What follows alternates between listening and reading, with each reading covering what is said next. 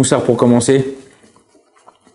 Il y a un minag qu'on a, c'est de jeter des bonbons sur le khatan. Ok? En général, quand il y a une simcha, hop, on vient, schlac, on jette des bonbons. Il y en a même qui visent la tête. Tac, et hop, ils jettent des bonbons. Alors pourquoi on jette des bonbons sur le khatan? C'est quoi ce minag là? Sur la kala, les khatan, la kala. En vérité, il faut savoir quelque chose. Que dans la vie, il nous tombe des choses sur la tête. Donc on avertit en vérité le khatan, il y a des choses qui vont te tomber sur la tête. On espère pour toi que ça soit des choses douces. C'est pour ça qu'on jette des bonbons. Tous on a des problèmes dans la vie, tous il nous tombe des choses sur la tête. Mais non, les chachamim ils nous disent comme ça. Akadosh Baruch Hu, il décide le nombre de temps que qui va t'envoyer une souffrance. Ok? Il va t'envoyer une souffrance, disons, 25 minutes aujourd'hui. Par contre, c'est nous qui décidons comment gérer cette souffrance.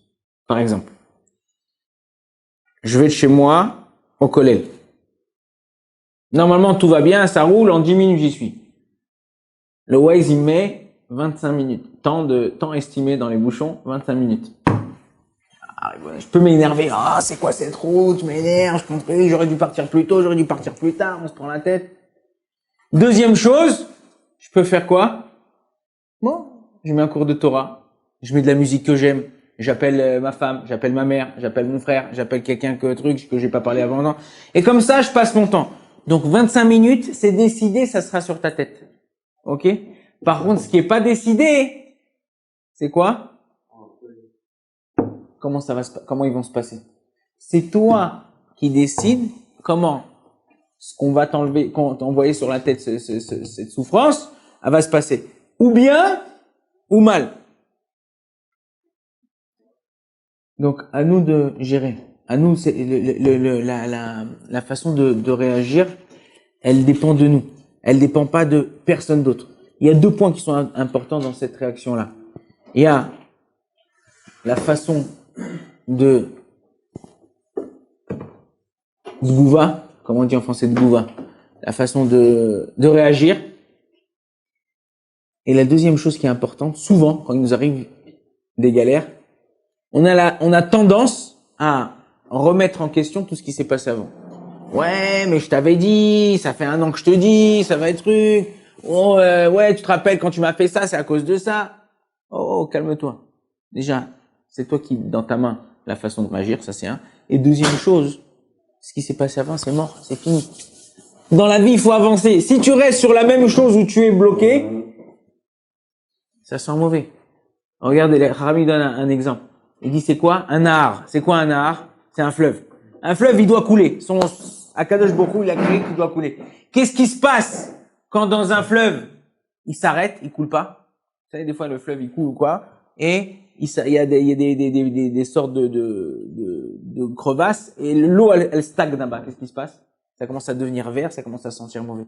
Si le fleuve, il s'arrête, ça sent mauvais. La même chose. Un homme, un juif, il est comme un fleuve. Il doit continuer. Il doit pas s'arrêter. Il t'est arrivé des galères? Ok, d'accord. Je vais la gérer. Je vais m'en occuper. On va avancer, on va sur notre truc.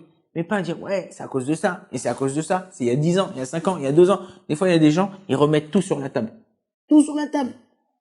Encore une fois, je répète. Akadosh Baruch Hu, il décide combien de temps un homme, il doit souffrir. Comment tu dois souffrir? C'est toi qui décides.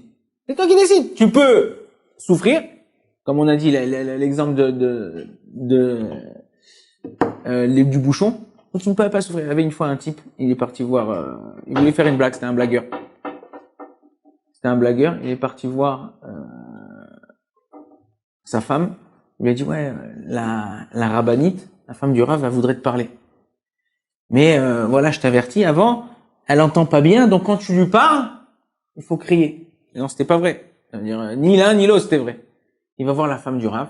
Il dit, ouais, voilà, la rabbinite, ma femme, elle voudrait vous parler. Mais je vous avertis, ma femme, elle entend pas bien.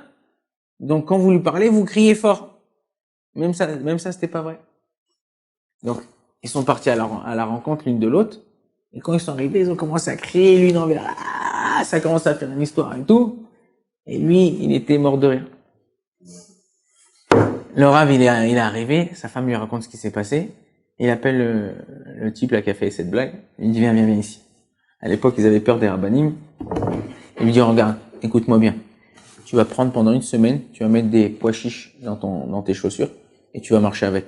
Maintenant, quand nous on a une petite pierre dans le pied, on est obligé de s'arrêter, on vide la pierre et tout, ça nous fait mal.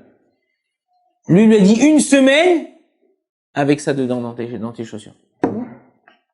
Au bout de 2-3 jours, il voit le Rav, et le Rav, il voit qu'il est en train de marcher bien. Normalement, au bout de 2 jours, tu peux plus marcher droit avec les trucs que tu as dans ta chaussure. Il lui dit, t'as pas fait ce que je t'ai dit? Il lui dit, si, Rav, j'ai fait ce que vous m'avez dit. Il dit, ah ouais, enlève ta chaussure. Il enlève sa chaussure, il voit, et il avait mis des pois chiches à l'intérieur cuits. Donc, quand les trucs, c'est fini, il n'y a pas de truc. Donc, la même chose. C'est à toi, c'est nous qui choisissons de la façon dont on doit souffrir. Tu peux éviter cette souffrance si ta faction de réaction, elle est tout à fait différente. Kadosh Baruch Hu nous aide à réagir bien à ce qu'il nous envoie, Bezrat Hashem. Baruch Adonai l'olam, amen v'amen.